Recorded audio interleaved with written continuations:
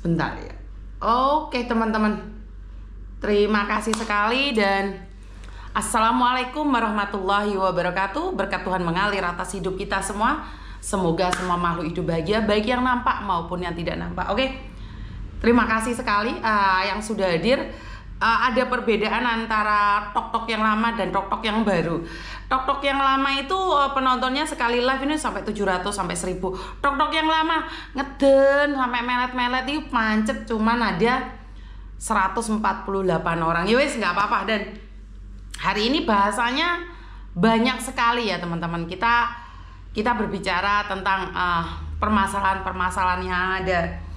Yang menjadi sangat seram sekali itu karena akhir-akhir ini kita membahas tentang Kamboja. Wah, ini kalau bahas tentang Kamboja itu kenapa peminatnya banyak sekali tetapi yang menyusup banyak sekali. 8 second 1000 misalnya yokui.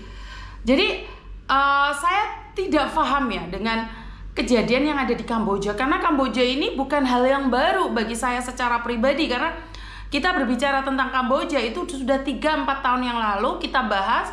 Bahkan Mas Uya Kuya sudah secara pribadi memulangkan beberapa orang. Dan ini baru meledak akhir-akhir ini. Jadi saya nggak ngerti harus ngomong apa dan bagaimana ya teman-teman ya. Pada kenyataannya kita telat informasi atau memang kalian tidak ingin mendengarkan informasi yang ada. Jadi nggak percaya kalau kita ngomong itu nggak ada orang percaya bahwa di Kamboja sudah saya buatkan kontennya 3-4 tahun yang lalu itu berterusan. Bahkan saya itu menolak kalau kasus Kamboja. Saya itu seringkali kalau ada orang curhat tentang Kamboja saya bilang enggak, saya nggak mau curhatan tentang Kamboja. Dan pada akhirnya setahun belakangan ini muncullah kasusnya Dewi. Nah Dewi ini saya juga nggak bisa nolong karena saya sudah berhenti. Memang saya tidak bisa menolong karena saya memberikan edukasi tidak didengarkan. Jadi saya menyesal tidak bisa menolong Dewi saat ada di Kamboja. Tetapi saya memang sudah pertama saya sudah kecewa, kedua saya sudah hancur gitu loh. Saya mati-matian membantu orang lain, tetapi orang itu sepertinya nantang, bahkan uji nyali. Sampai saya bilang, kalau ke Kamboja bawa surat Yasin, jangan lupa tulis surat wasiat atau sekalian bawa mori. Kenapa? Namanya itu Kambodia. Di bahasa Indonesia kan menjadi Kamboja. Menjadi Kamboja. Kamboja adalah bunga. Bagi orang Indonesia, bunga yang ada di tempat-tempat singup atau tempat-tempat yang wingit atau tempat-tempat yang sakral atau bisa dibilang tempat kuburan. Nah, Kamboja sudah terkenal dengan pasukan merah, tentara Khmer merah. Sudah dijulukin dengan neraka dunia. Dan saya sangat heran sekali kenapa kita merantau ke sana sementara orang-orang Kamboja merantau ke luar negerinya. Banyak sekali orang Kamboja asli tinggal di Hong Kong dan mereka bilang mereka nggak berani pulang ke negaranya sendiri. Kenapa? Ya karena mereka merasa bahwa keamanannya itu nggak ada.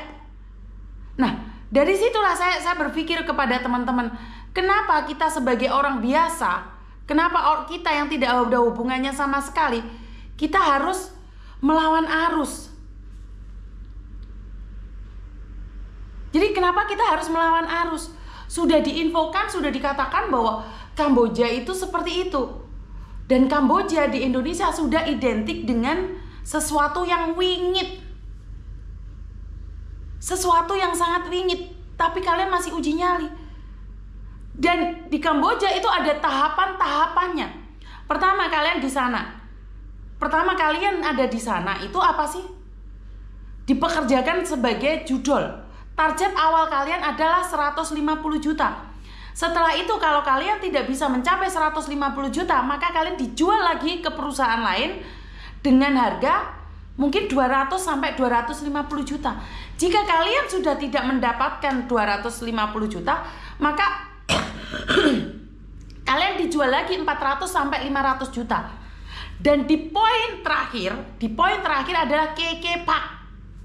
KK Park di situ sudah menandatangani organ kalian.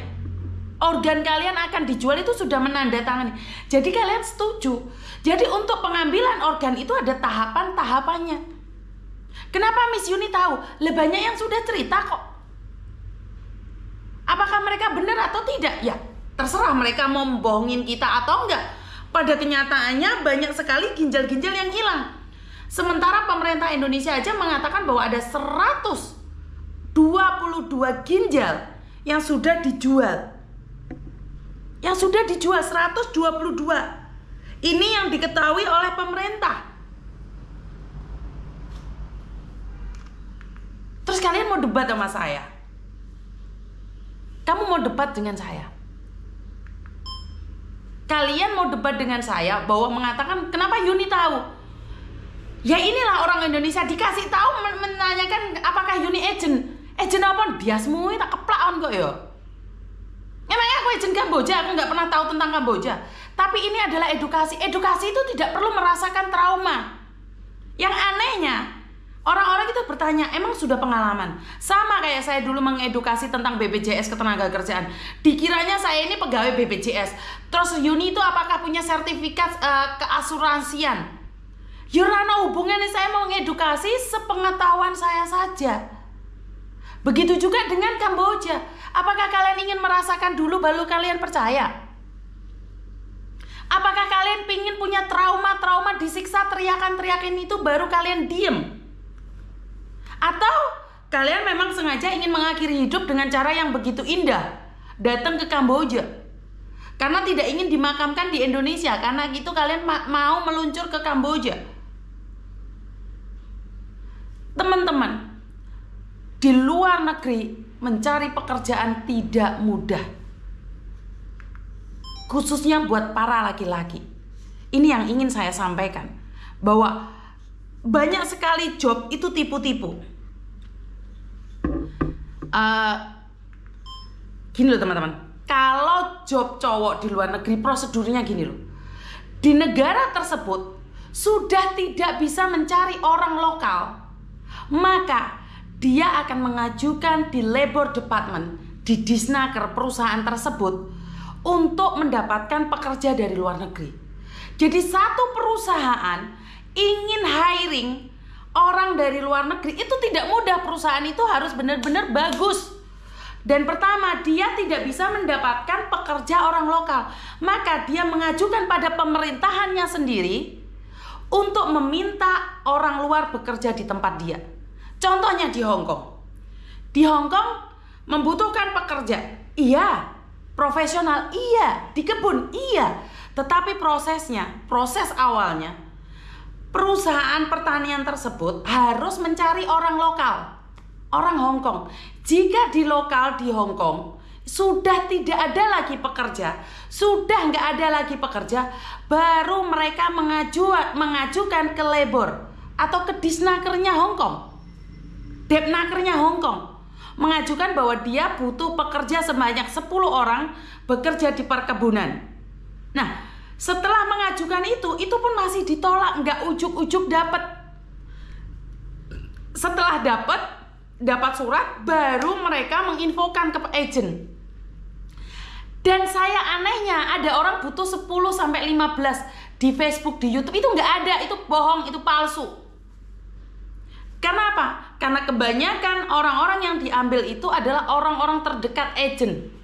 Biasanya yang ditanyakan adalah kalau perusahaan punya job, itu yang ditanyakan stafnya agent dulu. Kamu ada nggak cowok untuk bekerja di perkebunan? Ini pengalaman saya ya. Setelah itu anak buah kita aja sendiri banyak. Agent saya cabangnya ada 10. Setiap cabang itu kita kasih tahu staf Indonesianya, ada nggak yang butuh job dari Indonesia. Yang daftar nggak sampai saya taruh di media sosial itu udah banyak sekali. Nggak membutuhkan media sosial kalau jobnya nyata. Bisa ditanyain anak-anak yang bekerja di stroberi, kebun stroberi yang ada di Yunong, itu sebagian ambil dari perusahaan saya yang dulu. Itu perusahaan saya gede banget, bagus banget, makanya tapi bayar. Jadi memang seperti itu. Begitu juga di Taiwan, prosesnya di Taiwan nggak ujuk-ujuk. Apalagi di Taiwan persaingannya sangat besar sekali.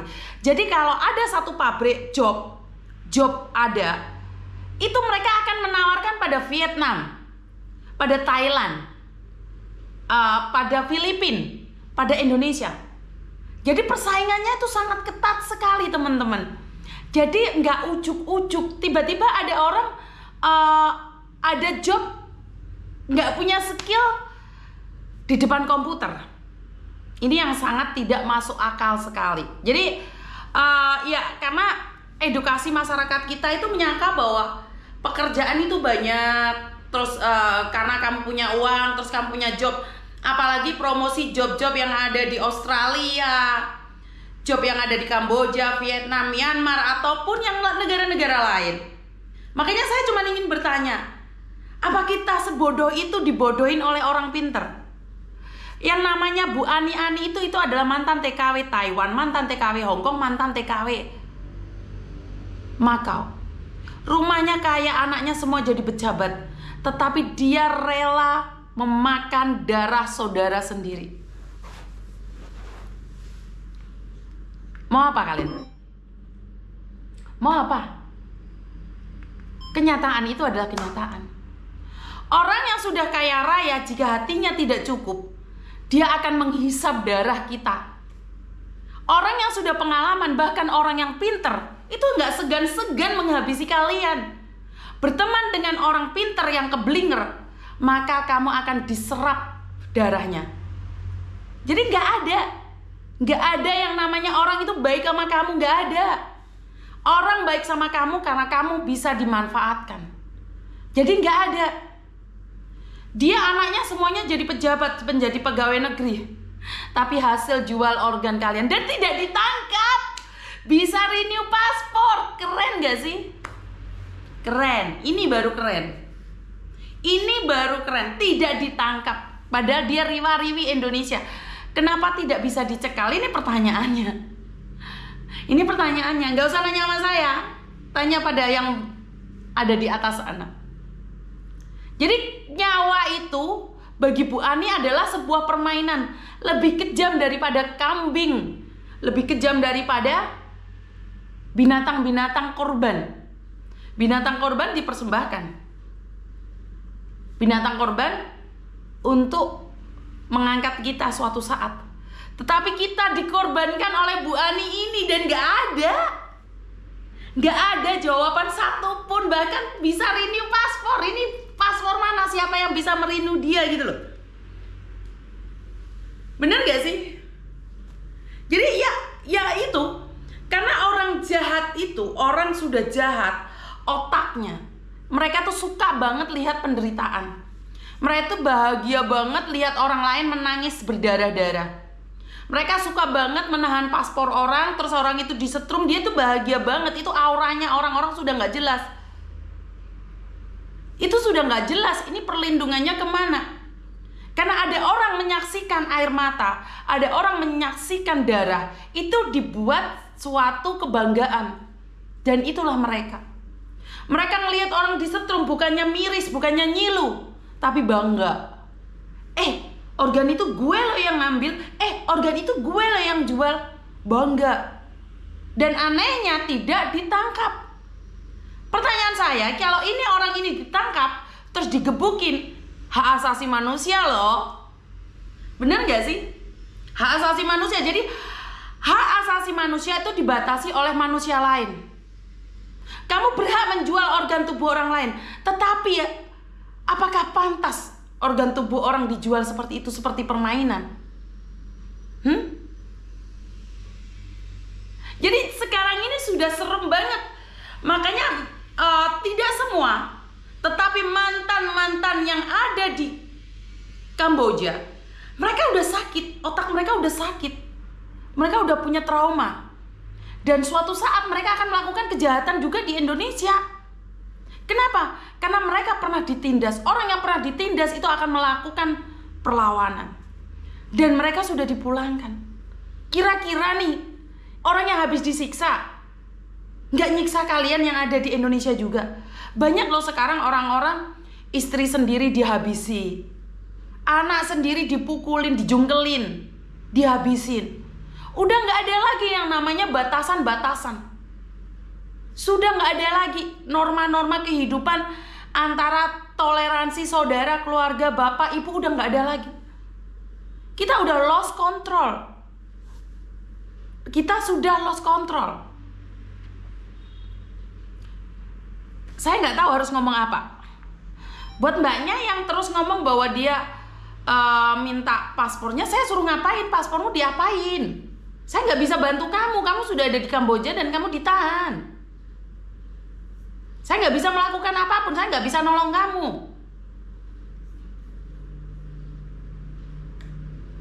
Kamu spend saya di situ nggak ada gunanya. Saya nggak bisa nolong kamu.